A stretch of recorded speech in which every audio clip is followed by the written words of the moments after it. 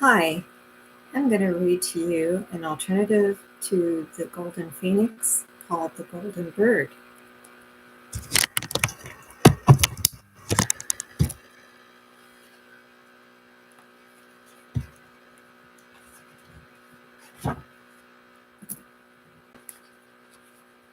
There was once a king who had a garden. In that garden stood an apple tree, and on that tree there grew each year a golden apple. But when the time came to pick it, it was always gone. Nobody knew who had taken it, nor what had become of it, but gone it was. This king had 3 sons. So one day he told them that the one who could recover the apple or catch the thief should inherit the kingdom after him, no matter whether he was the eldest, the youngest, or the middle one. The eldest set out first and sat down under the tree to wait for the thief. As night was drawing near, a golden bird came flying by, and it shone from afar. But when the king's son saw the bird and the light, he became so frightened that he dared not stay, but ran home as fast as his legs would carry him. In the morning the apple had disappeared, but now the king's son had regained his courage, and so he started fitting himself out, for he wanted to go away to look for the golden bird. The king equipped him well and spared neither clothes nor money. When the king's son had traveled a while, he became hungry, and taking up his knapsack, he sat down by the roadside and started to eat. Just then a fox came out from a grove of fir trees and sat down and looked at him. "Pray give me a little food," said the fox. "I'll give you some burnt horn," said the king's son. "I need all the food for myself, as nobody knows how far or how long I shall have to travel." "Well, that was that," said the fox, and then he started back into the woods again. When the prince had eaten and rested, he continued on his way. After a while he came to a big city, and in that city was an inn, where there was always great merriment and never sorrow. "This must be a fine place to stay," thought the prince to himself, so he remained there. And there was so much dancing and drinking and pleasure and fun that he forgot all about the golden bird and the apple and his father and the journey and the whole kingdom. Gone he was, and gone he stayed. The next year the middle son was to try to catch the apple thief in the garden. Well, he sat under the tree too, and when the apple was almost ripe, all at once the bird came out one night shining like the sun, but the boy became so frightened that he took to his heels and ran home as fast as he could. The following morning the apple was gone, but by now the king's son had regained his courage and wanted to set out to see if he could find the bird. So he started fitting himself out, and the king equipped him well and spared neither clothes nor money. But the same thing happened to him as to his older brother. When he had traveled a while, he became hungry, and taking up his knapsack, he sat down to have lunch by the side of the road. Then a fox came out from a grove of fir trees and sat down to watch. "Pray give me a little food," said the fox. "I'll give you burnt horn, I will," said the king's son. "Nobody knows how far or how long I shall have to travel, so I need all the food for myself." "Well, that was that," said the fox, and then he went back into the woods again. When the king's son had eaten and rested a while, he continued on his way again. After a while he came to the same city and the same inn, where there was always merriment and never sorrow, and he too thought it was a good place to stay. And the first one he met was his brother, and so he stayed there. His brother had feasted and drunk so much that he hardly had any clothes left on his back. But now they began all over again, and there was such dancing and drinking and pleasure and fun that the second brother also forgot about the bird and the apple and his father and the kingdom and the journey and the whole kingdom. Gone he was, and gone he stayed too. When it was getting on time for the golden apple to be ripe again, the youngest prince was to go out in the garden and watch for the apple thief. He took with him a friend to help him up in the tree, and a keg of ale and a pack of cards to while away the time and keep them awake. All of a sudden there came a light that shone like the sun, so they could see every feather on the bird while it was still far away. The king's son started climbing up into the tree, and just as the bird snatched the golden apple, he tried to grab it. But all he got was one of its tail feathers. So he went into the chamber where the king lay sleeping, and when he came in with the feather, the room was as bright as the clearest day. So he too wanted to go forth into the wide world to try to find out something about his brothers and capture the bird. For he had been so near that he had left a mark on it and got a feather from its tail, he said. Well, the king pondered a long time as to whether he would let him go, for it wasn't likely that he, who was the youngest, would fare better than the two eldest, who were wiser in the ways of the world, and the king feared that he too would be lost. But the youngest son pleaded so earnestly that at last he was allowed to go. So he fitted himself out, and the king equipped him with clothing and money, and then he set off on his way. When he had traveled a little bit, he became hungry, and taking up his knapsack, he sat down to have something to eat. And just as he was doing this, a fox came out from a grove of fir trees and sat down to watch. Oh, pray give me a little of your food, said the fox. I may well need all I have for myself, said the prince, for I don't know how far I shall have to travel, he said. But I have so much that I can at least give you a little. When the fox had a piece of meat to chew on, he asked the king's son where he was going. Well, that he told him. That he told him. If you will listen to me, I will help you, and luck will be with you, said the fox. The prince promised, and then they went along together. They traveled for some time until they came to the same city and the inn, where there was always joy and never sorrow. I'm afraid I shall have to stay away from here, for the dogs are so troublesome, said the fox. And then he told the prince where his brothers were and what they were doing. And if you go in there, you will never come any farther, he added. The prince promised and gave him his hand on it, that he would not go inside, and then each one went his own way. But when the prince came to the inn and heard the music and merriment, he had to go in. No question about it.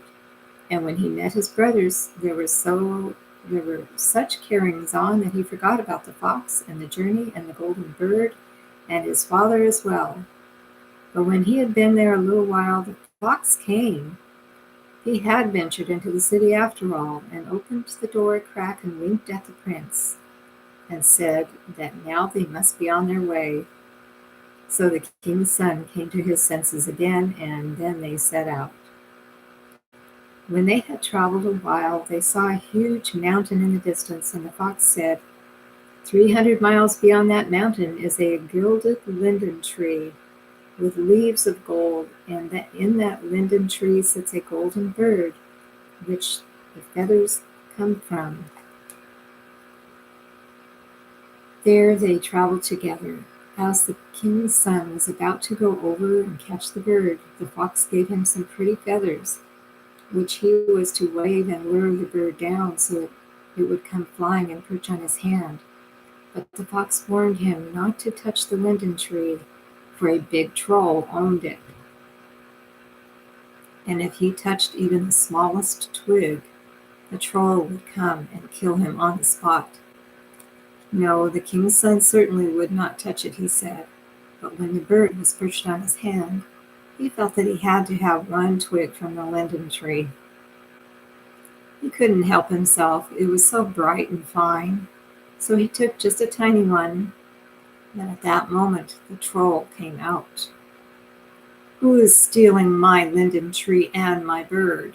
roared the troll, and he was so angry that sparks flew from his eyes.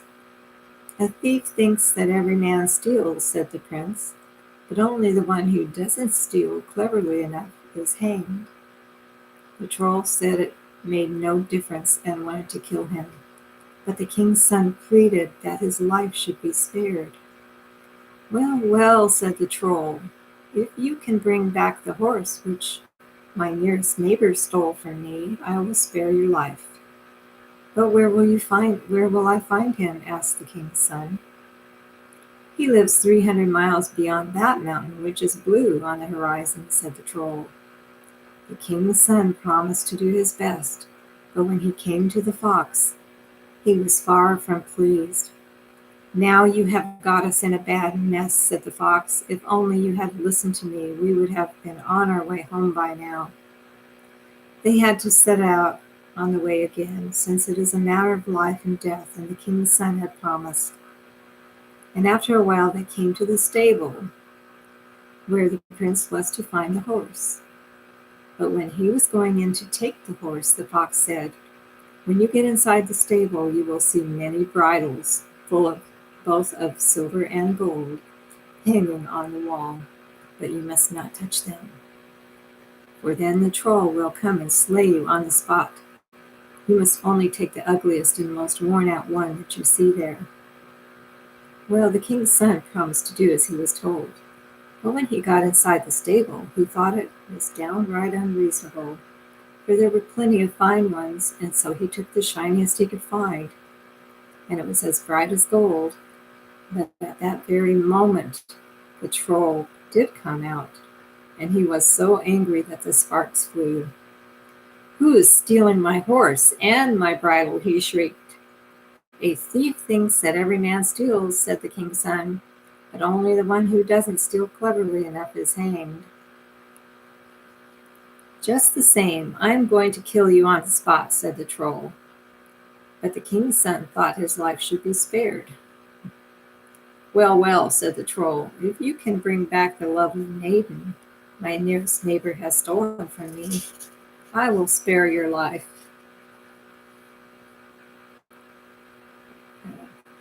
There's some trolls.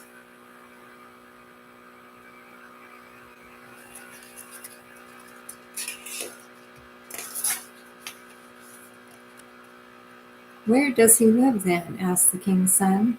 "Oh, he lives 300 miles back of that mountain, which looks blue on the horizon," said the troll. Well, the king's son promised to bring back the maiden, and then he was allowed to go and got away with his life. But when he came outside, the fox wasn't very happy, you might know. "Now you have gotten us into a terrible mess again," said the fox. "If only you'd listened to me, we could have been on the way home long ago. Now I have a good mind not to stay with you any longer." But the young prince pleaded so earnestly and promised to do everything the fox told him to, if only he would stay with him. At last the fox gave in, and they became friends and were on good terms. And so they set out on the way again, and after a while they came to where the lovely maiden was.